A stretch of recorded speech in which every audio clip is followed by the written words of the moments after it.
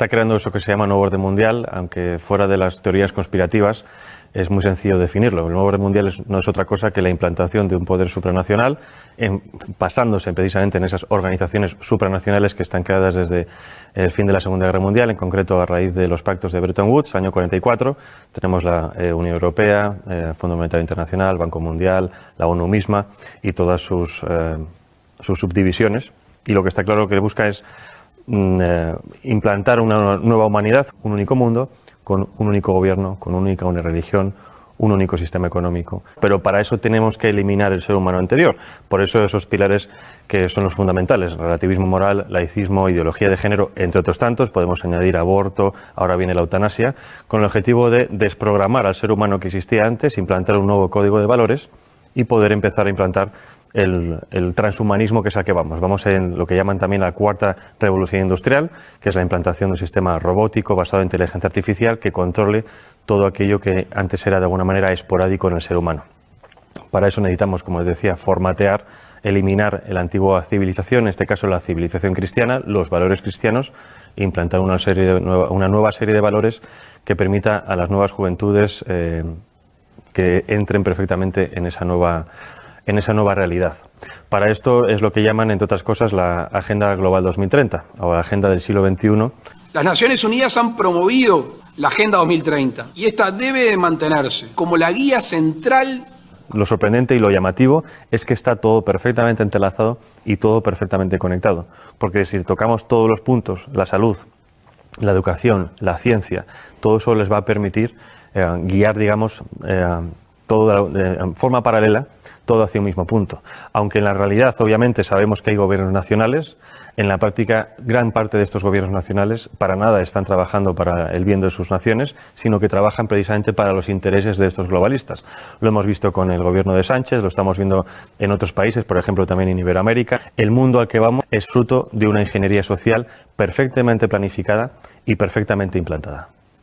La implantación primero es ideológica. La ideología sirve primero para desestabilizar una nación. Si nos atendemos, por ejemplo, a Yuri Bezmenov, el antiguo agente del KGB que emigró a Estados Unidos y que contó precisamente esos procesos por los cuales se puede desestabilizar una nación, que es desestabilización, desmoralización, crisis y normalización, estamos viviendo perfectamente esas etapas. Hemos tenido una desestabilización, ahora estamos en la fase de desmoralización, que es volver a las naciones contra sí mismas, la endofobia, el odio a nuestra cultura cristiana, el odio a la misma biología, la misma realidad biológica hombre y mujer, para hacer que la población esté completamente confundida y que sea mucho más fácil guiarlas a un nuevo punto. Es la mentalidad de rebaño. Ahora bien, primero es la ideología, segundo es lo demás: implantación social, económica, política, tecnológica, medioambiental, sanitaria, alimenticia. Todo esto está perfectamente diseñado en la página del Foro Económico Mundial. Tienen perfectamente diseñado cuál va a ser el nuevo mundo. No dejan nada fuera. El aborto es algo que está en la Agenda Global 2030, que está incrustado en el ADN de los globalistas y que lo quieren promocionar a todo coste. El aborto, para que lo entendamos, es una política de Estado. El aborto se aplica desde el año 74 a través del informe de Kissinger, que viene precedido de un informe de la Fundación Rockefeller del año 72, que viene precedido de unas declaraciones de Robert McNamara, que fue secretario de Defensa con Nixon y que en el año 68 pasó a ser presidente del Banco Mundial. ¿Qué pasa? Obviamente, si entendemos esto como una política de Estado, obviamente no se puede vender al resto de la población diciendo: ustedes van a dejar de tener hijos porque a nosotros nos interesan los recursos que ustedes tienen. Lo que se hace es un marketing político. Y esto es como nos están vendiendo todo. El aborto es un interés de Estado, es un interés geoestratégico. Todas las demás propuestas que tenemos hoy en día, ideología de género, ecología o esta nueva religión medioambiental, todo eso es lo mismo. Son políticas de Estado que nos lo venden para el gran público con un marketing político para que la gente lo acepte. Porque, por ejemplo, si entendemos ahora las políticas medioambientales como, digamos, obviamente necesarias para todos los gobiernos, dentro de esas políticas medioambientales está la reducción de la población. Nos lo venden como un bien necesario, es decir, si seguimos creciendo vamos a destruir el planeta, por lo tanto dejen ustedes de tener hijos, porque si no este ritmo es inaguantable. Nos venden la ideología verde como algo necesario, pero que dentro de esa ideología verde contiene todas estas políticas de Estado que nos lo quieren vender para, obviamente, controlar a la población. Con el objetivo precisamente de desestabilizarnos para poder tener el control completo sobre nosotros. No hay nada más fácil que dominar que una población enfrentada entre sí. Por eso es tan importante entender cómo funciona la aplicación de las políticas, cómo funcionan las élites supranacionales, para poder entender qué tipo de política se nos está aplicando a nivel nacional y local. El enemigo a abatir por esta élite supranacional o globalista no es otra cosa que el ser humano. Es decir, hay un desprecio absoluto por parte de las élites por el ser humano corriente, no solo en las élites supranacionales, también las tenemos en las élites nacionales. Y obviamente para destruir a esa parte de la población, no en el sentido físico, sino en el sentido psicológico, hay que atacar obviamente sus creencias, sus bases morales. Y en este caso, primero es destruir las naciones y obviamente la religión. Hay un objetivo que es crear una religión única. Es decir, las religiones tradicionales son un escollo para ese nuevo orden mundial, para la consecución de ese poder político. Si eliminamos la religión, estamos eliminando obviamente una vía de escape muy humana que de alguna manera evita que llegues al control mental de las personas. Podremos controlarlas físicamente, pero la religión permite que esas personas se puedan evadir a otro plano y obviamente también contienen unos códigos ético-morales muy firmes que están completamente enfrentados ante los códigos morales que nos quieren implantar. En este caso, la religión católica o la Iglesia católica es el enemigo a batir desde hace siglos. Ya no solo hablo de la masonería, sino de muchísimas personas. Es decir, es necesario hacer caer esa civilización cristiana para poder implantar una nueva civilización. El objetivo en general cuando hablo de la humanidad es el control absoluto de la población, pero no solo hablo de control digamos policial, sino control de lo que se consume, de lo que se piensa, de lo que se educa, de lo que se ve. Más o menos yo creo que todo el mundo tiene en la cabeza esta realidad porque es un poco lo que estamos viendo. Nos censuran las redes sociales, nos censuran medios de comunicación, censuran incluso en los mismos colegios y esto no es otra cosa que poner barreras. Entonces necesitan acabar con todo eso para poder tener el control. Obviamente cuando hablo de Soros como uno de los principales promotores de este nuevo orden mundial, lo dejo muy claro, uno de los principales, o digamos una de las caras visibles.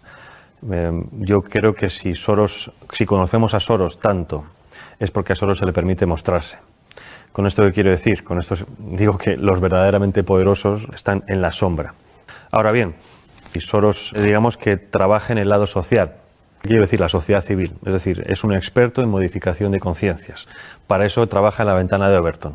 La ventana de Overton es una herramienta que nos permite transformar lo imposible en un hecho factible. Y hay varias fases. Obviamente primero viene la propaganda, la ideología. Para eso se crean y se financian think tanks, fundaciones, asociaciones que generen supuestos documentos científicos, oficiales, estudios, etcétera, de los cuales después se hagan eco los medios de comunicación. Esos medios de comunicación llegan a las masas. Las masas, a base de repetición de estos estudios, estos conceptos, estas ideologías, acaban, si no aceptando como propias esas ideologías o pensamientos, sí aceptándolos diciendo que es algo como ya existe y lo ven por todas partes, es algo que hay que aceptar. Una vez llegamos a esa tercera fase, viene la cuarta fase, que es la de los políticos. Los políticos, obviamente, con el interés partidista de continuar en el poder, se hacen supuesto eco de esas reclamaciones supuestamente sociales y obviamente después el quinto, que es la transformación en leyes, la legislación. Entonces, esos 5 pasos es lo que se ha seguido con muchísimas cosas. Tenemos el aborto, tenemos el matrimonio homosexual, ahora tenemos ya ha empezado la eutanasia y el siguiente paso es la pedofilia. Y esto es pura matemática, es ciencia política y siempre funciona. Entonces, si nos atenemos a que esto sirve para aplicar ciertas cosas, ¿qué es lo que ha hecho Soros a nivel social? Lo mismo. Ha financiado ONGs, asociaciones, fundaciones, ha financiado medios de comunicación, ha financiado a políticos e incluso ha financiado a instituciones como por ejemplo puede ser la Unión Europea o el European Council on Foreign Relations, que es la versión europea del CFR norteamericano, que es el principal lobby de la política exterior norteamericana, en este caso en Europa. Entonces, si tienes los 5 pasos o los 4 pasos de los 5 en tu mano, es mucho más fácil modificar la realidad de los ciudadanos precisamente porque toca todos esos palos. Si nos vamos a instituciones supranacionales, ¿cuál es el papel de la ONU, de la UE? Es muy parecido. Bueno, el Banco Mundial obviamente es la gestión económica mundial, lo mismo parecido del Fondo Monetario Internacional a la hora de préstamos. El control económico y los préstamos sirven para el chantaje económico de las naciones. Hay muchísimas naciones africanas que se han quejado precisamente del chantaje económico de dinero supuestamente de ayudas al desarrollo, siempre dependiendo de cuestiones como, por ejemplo, la implantación del aborto, la implantación de la ideología de género, de educación sexual temprana para los niños, etcétera, etcétera. La OMS ha sido fundamental para la implantación de la idea de que existe una pandemia mundial, y si no hubiera sido por la OMS, en este caso por Tedros Adhanom, no se hubiera creado o no se hubiera llamado un confinamiento mundial.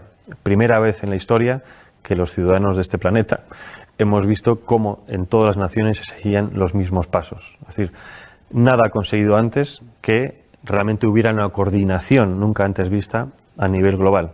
Coordinación que, aunque a nosotros nos parezca mucha, en general ha sido como muy sospechoso, por así decirlo, no sigue siendo suficiente para esta élite. Según ellos, los retos que nos plantean las pandemias del futuro, eso supera por muchísimo la capacidad gestora de los estados independientes entre sí. Es decir, que como no hemos sabido gestionar el coronavirus, es necesario que cedamos más nuestra soberanía a estos entes supranacionales, que ellos saben sí realmente lo que nosotros tenemos que hacer. Llevarnos a ese buen camino, a guiarnos como si fueran un dios, porque nosotros como ciudadanos comunes somos demasiado estúpidos para valernos por nosotros mismos. Las redes sociales han sido siempre una herramienta fundamental en el tema de la comunicación, pero como todo avance tecnológico tiene siempre su cara y su cruz. Como todo avance tecnológico nos lo venden que es bueno para poder hablar con nuestros familiares, que están en contacto con gente de todo el mundo, pero el problema, el contrapeso es el control absoluto, ¿no? Ya no solo el control de lo que hacemos, sino incluso de nuestros pensamientos, porque muchas veces decimos cosas en redes sociales que quizás fuera de un ámbito demasiado privado, ¿no? Y eso es precisamente a donde van ahora con el tema de la censura. Han visto que en los últimos años ha habido también una pequeña revolución en redes sociales, dado que cada vez hay más perfiles conservadores, antiglobalistas, más perfiles de gente contraria a los designios de este nuevo orden mundial, ¿no? Y si estuviéramos realmente en un mundo libre, democrático, y esto lo digo para que la gente se dé cuenta de que no vivimos en un mundo libre democrático, la libre circulación de ideas y de debates debería ser una de las principales características de todo sistema. Y estamos justo en lo contrario. Y no justo en lo contrario porque de facto no se puede hablar, porque antes sí se podía hablar de muchas cosas. El problema es que los que son realmente poderosos, los que controlan las cosas, se han dado cuenta de que si dejamos que libremente ciertas ideas circulen, no las suyas, en cuanto a debate, esas ideas ganan o se han demostrado que tienen más peso que otras. Es decir, por ejemplo, con el tema del aborto, ya no hay argumentos científicos médicos, ahora son argumentos puramente sentimentales, ¿no? El derecho de la mujer a elegir sobre su propio cuerpo, porque por eso saben que los argumentos médicos no pueden vencerlos. En cuanto a argumentos, por ejemplo, de información de los medios de comunicación, de cómo funcionan los medios de comunicación, de cómo funcionan los gobiernos, exactamente lo mismo. Se censura completamente aquel que intenta hacer una crítica constructiva o negativa de lo que sea, pero hacer una crítica para avisar de qué está ocurriendo. No existe ese debate de ideas en los medios de comunicación, pero precisamente porque tienen miedo a lo que pueda ocurrir. Porque cuando ha ocurrido que algunas personas han ido a ciertos debates a exponer ciertas ideas, la gente se da cuenta de que hay otra línea de pensar diferente a la que tenían en mente. Y por lo tanto hay otra forma de racionar las cosas.